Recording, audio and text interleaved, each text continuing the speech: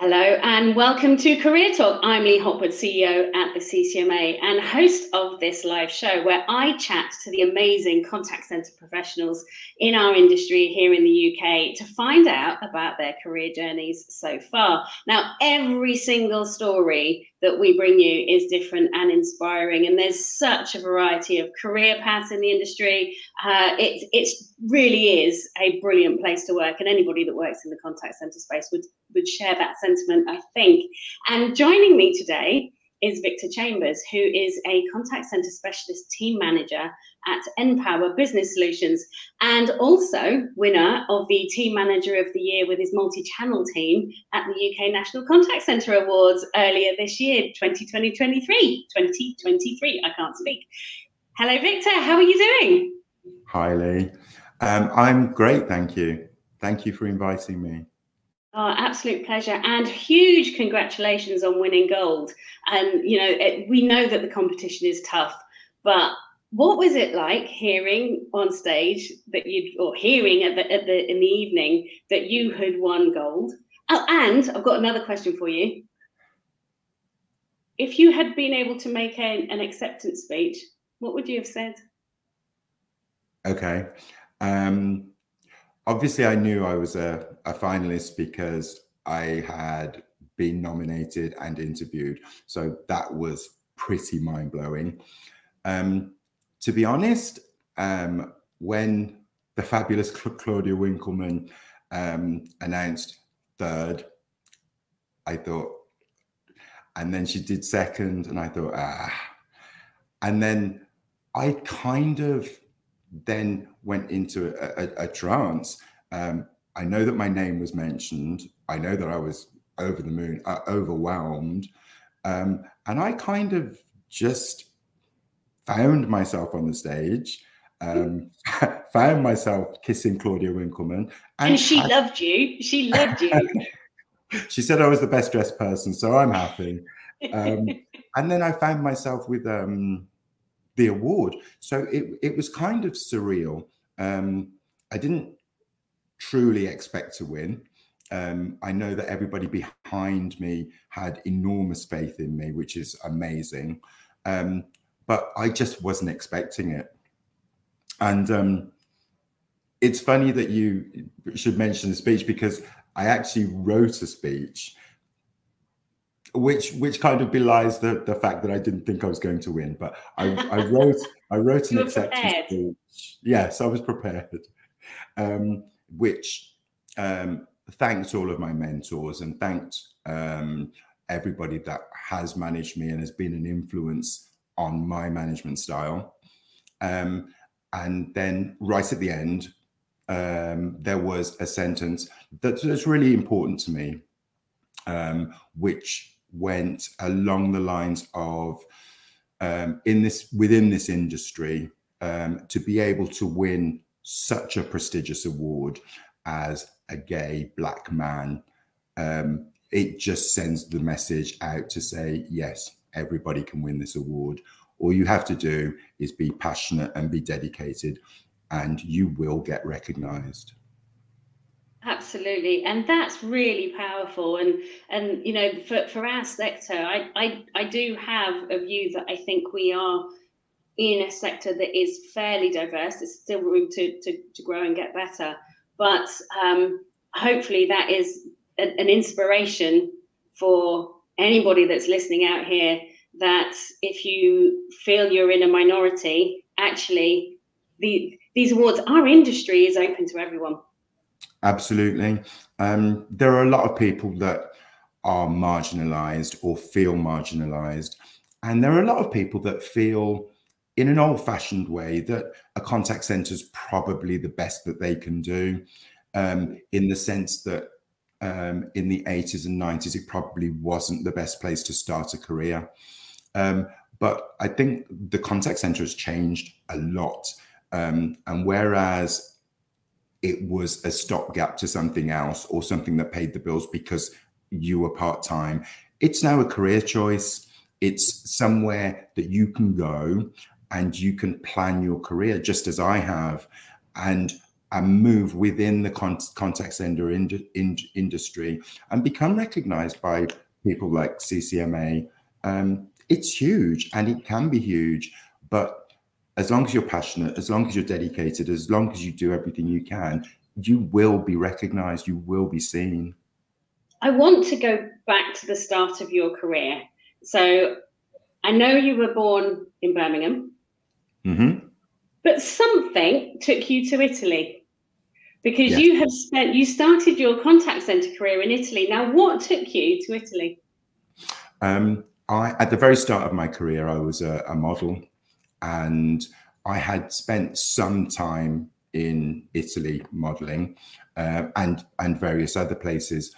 And as I got older, and started within industry, a couple of times a year when the sales were on, I would go back to Milan, buy clothes and leave. And at the time, I had a small IT company, and I had just sold it and decided that I'd have a year out. And this year out was supposed to be in the south of Italy.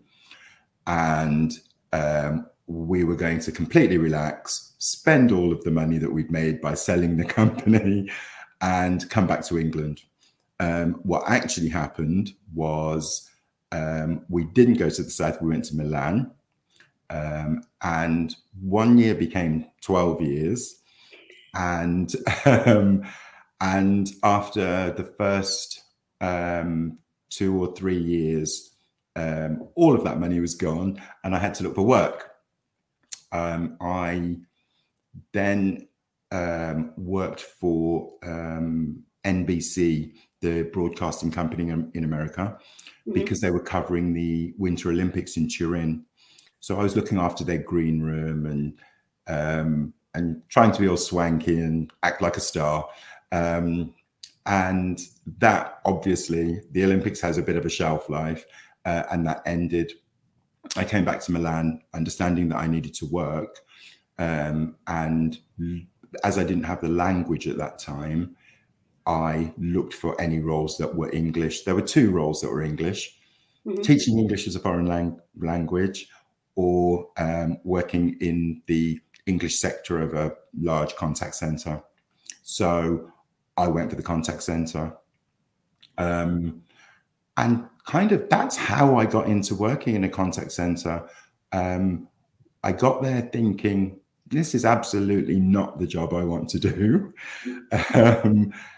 And then after a few months, I understood that not only did I enjoy it, but I was actually quite good at it. And always being only good at like wearing clothes and looking nice, it's kind of nice to actually find that you actually have a talent. And then after about 6 months or so, a team leader role came up. I spoke to my then manager and said, what do you think if I go for it? And she said, you probably won't get it because you've only been here 6 months and it's never happened to anyone before. But if you don't go for it, you definitely won't get it. So I went for it, got it, and became the fastest progressing person within the contact center. Became a team leader on the UK market, and the rest is history. So when you say, I mean, that's phenomenal. And I hear so often that people find themselves in the contact center and then discover that they love it. And if they love it, they're actually quite good at it too. But when you say that you were one of the fastest progressing, so I know you had a number of different roles while you were at Fiat. What were those kind of roles? What were those roles? Where did that progression take you?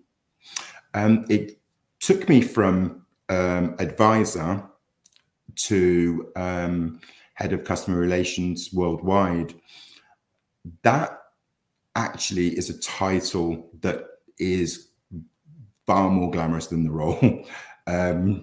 Worldwide head of customer relations just basically meant that I managed the team that dealt with calls and emails outside of the UK in English, because it was an Italian speaking company.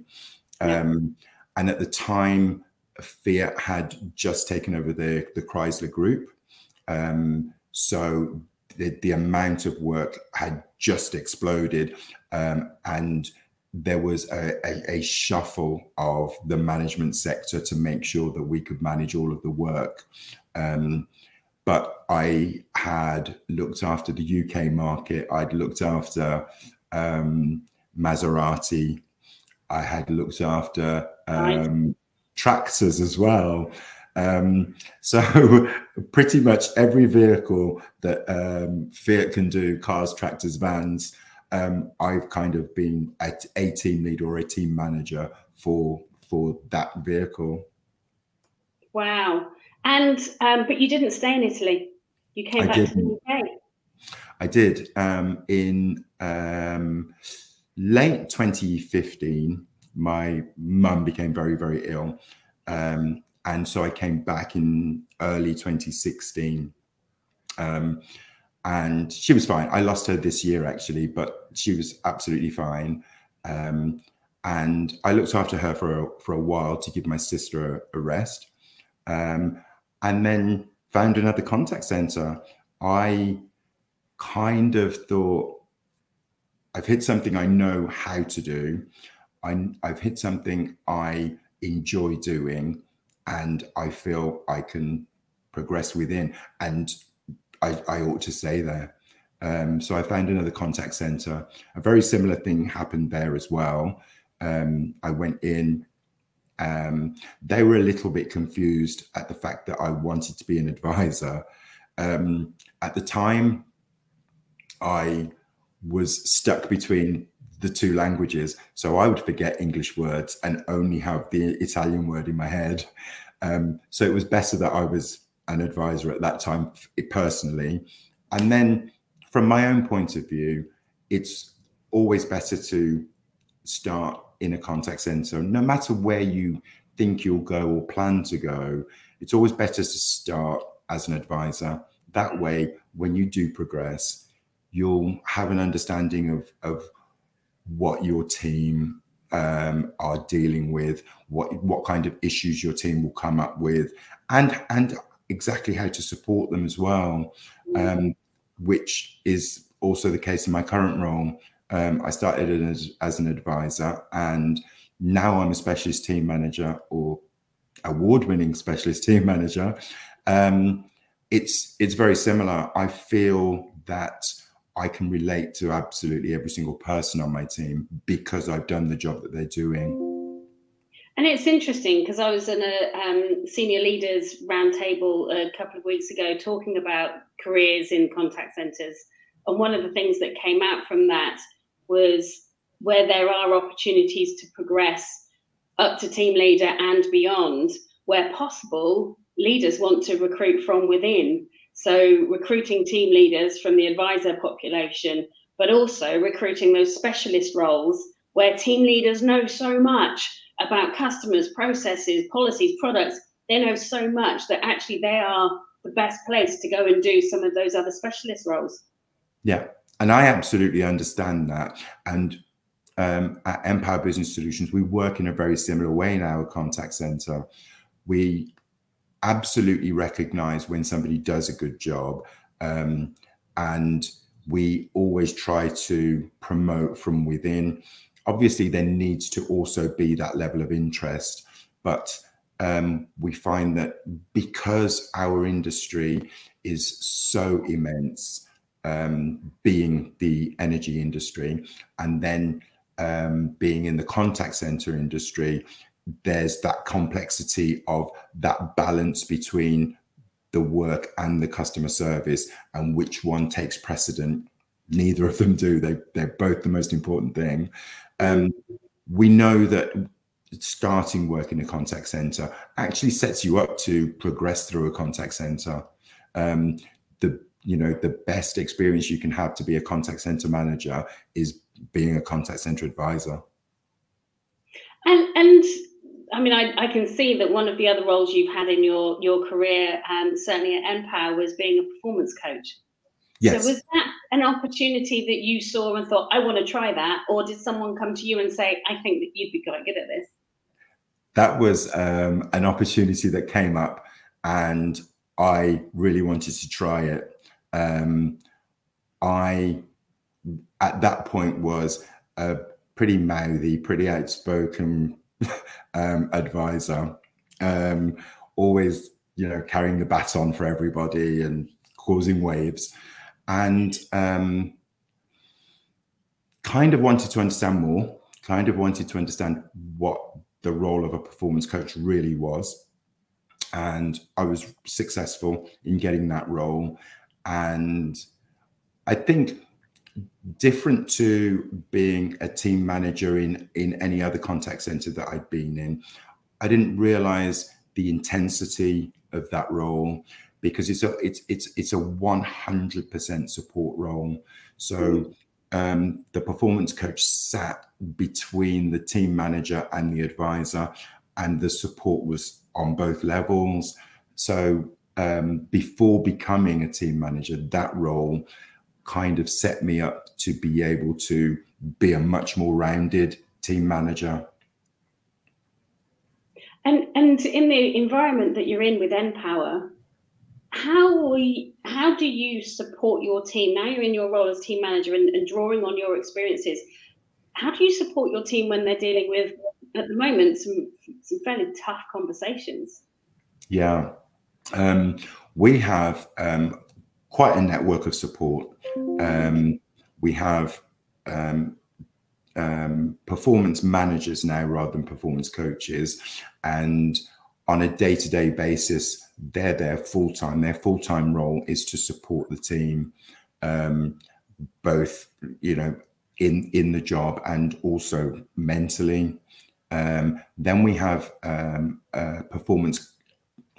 quality managers that will then update the skills by checking quality, seeing where we're slipping, and things that we could improve. And then there's a team manager. Because the level of support is already quite high and constant, we can then think about the well-being of our team members, and we can think about their progression, how they get on at work, take them out of the situation to talk about any issues that they might be having, any difficulties that they may have been through, and support them on a much more human level, rather than that support always being about work and that support always being about the customer or the job that you do. We have to remember that every single person on our teams are individuals as well, and we have to look after their needs. Absolutely. So in your role now as a team manager, what does that mean? What are you responsible for? There are 4 of us, and we have a team of approximately 10 people each. Yeah. And what we do is we look after their day-to-day issues that are outside of the actual role. We look after all of their HR. We put lots of things into progress for their well-being, and for things that we'll do for the future. We're looking at our processes and trying to improve our processes every single day to make things easier and much more streamlined for the customer. But actually, we need to make them easier and more streamlined for our advisors first, because once they're happy, and we understand that once they're happy, our customers will always be happy, because they're being given a service from somebody that believes in that service. So therefore, it's really important to the team managers at Empower Business Solutions that every single person on our team feels as though they belong in our team, feels as though they should be there, and is happy to be there and happy to be part of our family. Do you know, it's so good to hear you talking about the kind of culture that you work in, and the kind of the way that you work, the way you work with your teams. And it's not uncommon. I talk to a lot of people, and they all have that similar passion for the people around them. But one of the things you just touched on there was that sense of belonging. And a hot topic in our sector right now and across business is deep diversity, equity, inclusion, and belonging. And you touched on the belonging piece and everybody feeling like they are belonging. We talked earlier about that diversity piece. Now, Yes. you are clearly a very articulate, very intelligent, and clearly wears clothes very well as well. But you are clearly a very successful Black gay man. How are you championing that in your business, in the sector? How are you really making sure that everyone knows that there's a lot of opportunity? I have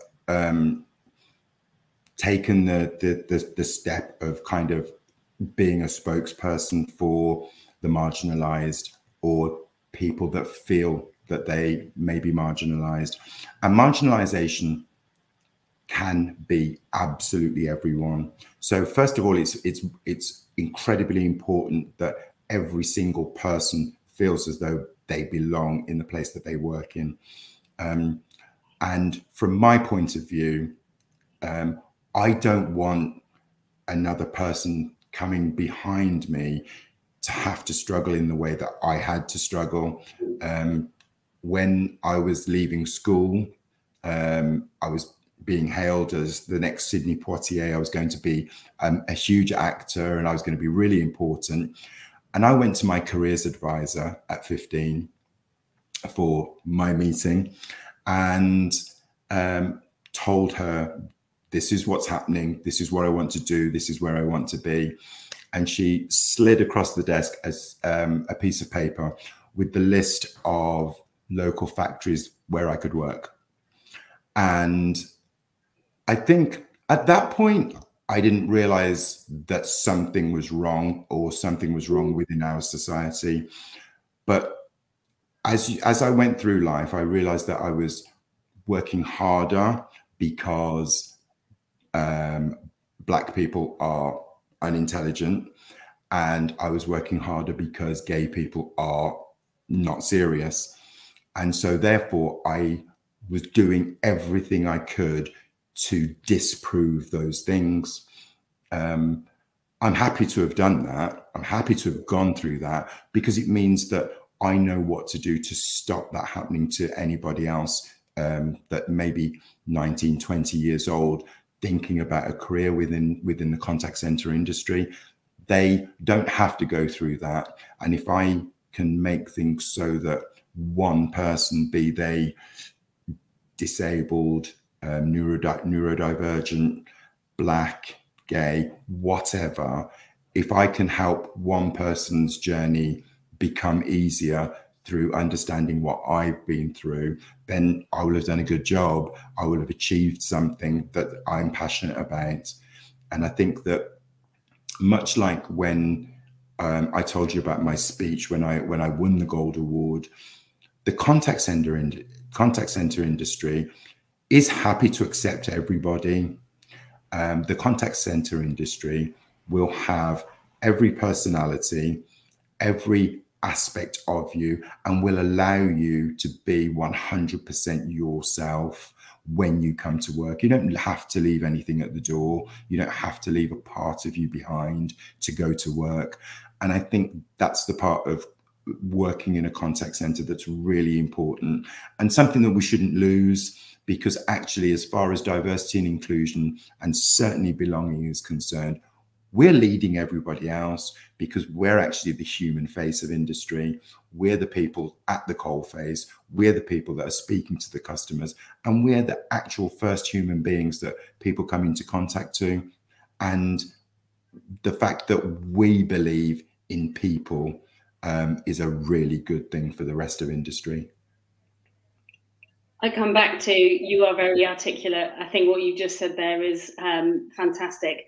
And I hope that more and more people hear it. I might even take some of it and share it through other mechanisms, because I think I'm available every Thursday. I love it. So interestingly, so what you've just said there, apart from putting goosebumps on my arm, apart from that, what you've said there will be incredibly inspirational to people that are listening. But who has inspired you on your journey? Who has really given you that confidence to be yourself, to work harder, as you just described? But who has inspired you along the way?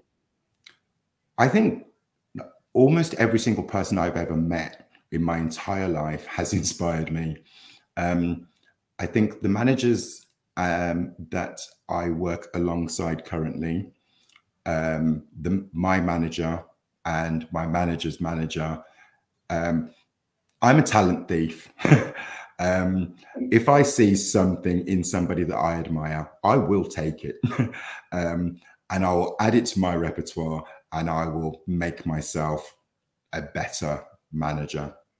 I think having known a huge number of people in the past, some of the most important being Maya Angelou, and I've met Bill Clinton, and I've been able to speak to some really, really major figures, and I've been able to take little bits of personalities and use them as inspiration. The most inspiring people that I've ever met have been people that spend their lives trying to make things better for someone else rather than themselves.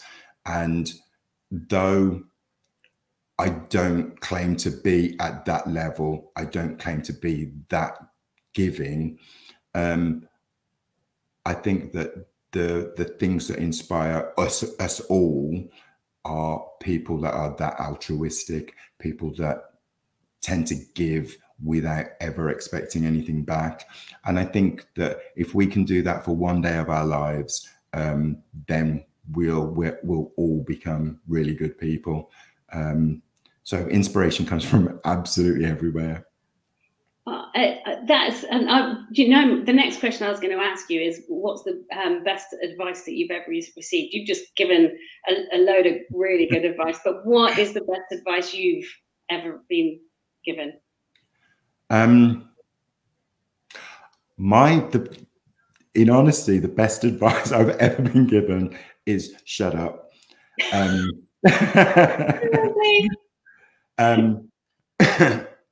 The value of being able to listen to someone and the ability of being able to seriously listen to a person is a talent that not many people really, really possess in a full way. And I've been told to shut up by lots and lots of people, and always for the right reasons and in the right way. We have 2 ears and 1 mouth, that, as the old cliche goes.